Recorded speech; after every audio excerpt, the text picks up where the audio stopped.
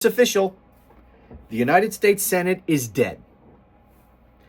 As I speak to you now, it is Saturday, January 25th, and last night, the U.S. Senate announced to the world that they are no longer an independent legislative body, that they have absolutely no intention whatsoever of exercising their constitutional authority in an independent manner as prescribed by the Constitution. But rather, they announced that they are now nothing but an appendage of the Trump administration. Nothing but a rubber stamp for whatever the hell he wants to do. And they made this announcement when they voted to confirm Pete Hegseth as Secretary of Defense. Because not only is this man unqualified, but he is grossly unqualified, due to the fact that he has virtually no relevant professional experience. And not only is he unqualified, but he is profoundly disqualified due to his loathsome personal character and horrendous behavior. In addition to him being unqualified, he's also just a really bad guy. And the reason I say that the Senate, in confirming him, has announced that they are no longer an independent body, is because each and every one of those senators, every single one, including everyone who voted to confirm him, knows that this man has absolutely no business being Secretary of Defense. But they voted to confirm him nonetheless because they put their own ambition ahead of the country and because they are cowards. Cowardice and personal ambition is what defines the Republican Party in the era of Trump. And they know that Donald Trump can end their political careers with a single tweet because he is the head of a cult. And the cult makes up the base of the Republican Party. And these senators know if they want to continue with their political careers, they have to stay on Trump's good side. And so they dare not go against him on anything. And that's why they voted to confirm Pete Hegseth. And that is why they will not exercise their constitutional authority in an independent manner, as the Constitution was designed for them to do. Instead, they're going to do whatever the hell Trump tells them to. And you know, I think that was the point of the Hegseth nomination, and that is, this was a loyalty test to Donald Trump.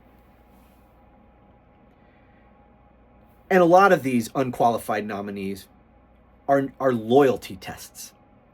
Because the truth is, Trump could have chosen any number of people for Secretary of Defense who would have been far more qualified. And they would have been just as personally loyal to Donald Trump as Hegseth, and just as willing to do his bidding as Hegseth, but they would have been more qualified for the job. And actually, they probably would have been more effective for Donald Trump in implementing his policy desires, because they would have been more competent and they would have been able to execute better. But for Donald Trump, I think it was more important to choose someone as grossly incompetent and horrible as Pete Hegseth, just to shove it down their throats and make those senators bow down to him and prove their loyalty by voting to confirm someone they know is wildly unqualified. And that's what this was. It was a loyalty test, and they all bowed down to Trump. And now Trump knows that he will face no opposition from the Senate going forward, because if they will vote for this dangerous guy, because it is dangerous to make someone like him Secretary of Defense. Right? There really is no more important cabinet position than Secretary of Defense. In my mind, Secretary of Defense and Attorney General, far and away the two most important positions in the Trump administration, or in any administration. You know, there's other cabinet positions which, let's face it, how much damage can they do? Secretary of Defense, that's a whole nother ballgame. So by Donald Trump forcing these senators to vote for someone they all know has no business getting this job, he owns them now. He knew he owned them anyway, but this seals the deal. He knows there will be no opposition from the Senate going forward. That's what this was about. Now, the good news, not that there's really any good news, but something that's good to keep in mind is that in reality, the Senate's not really going to rubber stamp a whole lot beyond these nominations for Donald Trump. And neither is the House of Representatives. Because Donald Trump isn't really going to go through Congress for much of anything. You're seeing this right now with all of his executive orders. Listen to his inaugural address. Did he talk about any legislation that he wants to pass through Congress? No. All he talks about is executive orders. Now, the good thing about that is that nothing he does by executive order is law, right? And everything that he does by executive order can be immediately undone by executive order with the next president. So if we do our jobs, and in 4 years from now, we elect a Democrat as Donald Trump's successor, then on day one, that new president, with the stroke of a pen, can undo all of Donald Trump's executive orders in one day. And so at least that's the good thing about Donald Trump's strategy of doing everything by executive order. And so although the Senate has proven their loyalty and told very clearly to Donald Trump that they will do his bidding and be a rubber stamp for him, they really won't have much occasion to be a rubber stamp. They'll do the tax cuts for the billionaires. They'll do a few things here or there. But they're really not going to be called on to do too much, I don't think, or at least that's what it appears right now. And I think Donald Trump, as much as he can, is going to go around Congress because he knows that, yeah, I can get things through the Senate, but it's going to be much more difficult to get things through the House. That place is a seriously hot mess, right? That place is wildly dysfunctional. Place is full of lunatics. And while they're mostly all MAGA, the problem is that the Republican majority in the House is razor thin. And it's going to be difficult getting anything through there. They're going to have a difficult time just passing budgets. They're going to even have a difficult time getting these tax cuts through. Because you know they're going to add all kinds of other crap in there. And so even that might prove difficult. And so Trump doesn't want to go through that.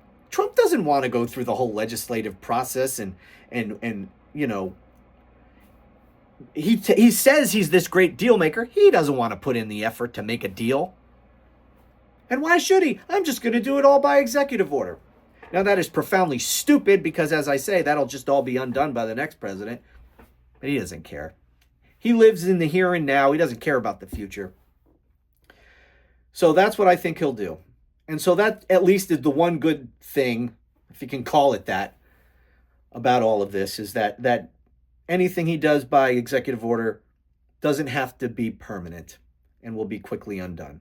But that's what this was last night. Make no mistake about it. That was the Senate announcing to the world that they are a rubber stamp. They bent over, they took it, and they showed the world that they were taking it and that they will continue to take it. Yes, sir, may I have another?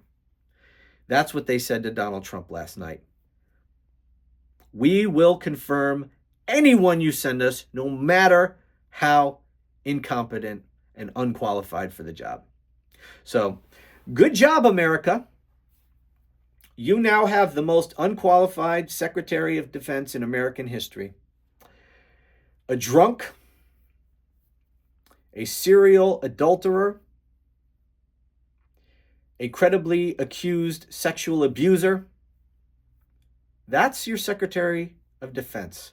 A scumbag weekend talk show host is now the head of the most powerful military in the history of the world. That's what you voted for, right? You didn't vote for serious policy. You didn't vote for serious people. You voted for entertainment. And to the extent you voted for anything at all, you voted for cheap eggs. Because you're too stupid to understand that presidents don't control the price of eggs. But whatever. You'll find out.